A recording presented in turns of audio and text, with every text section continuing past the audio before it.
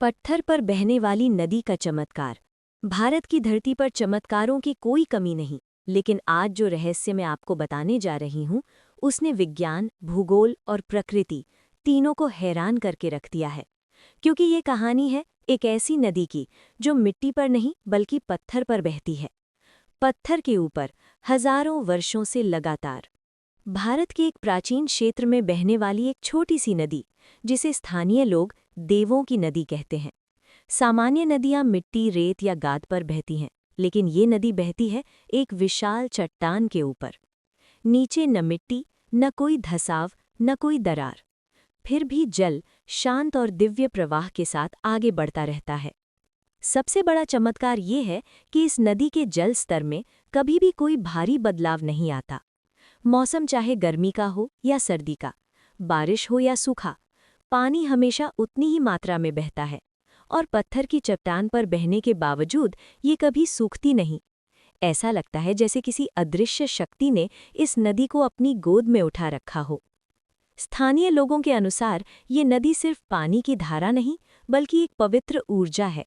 उनका मानना है कि जब प्राचीन ऋषि मुनियों ने तपस्या की थी, तो इसी चट्टान पर देवताओं ने अपने चरणों से जल प्रवाहित किया था।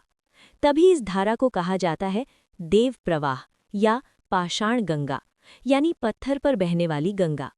लोग इसका जल घर लेकर जाते हैं और कहते हैं कि ये जल मन की शांति, रोग से मुक्ति और मनोकामना पूर्ण करने वाला होता है।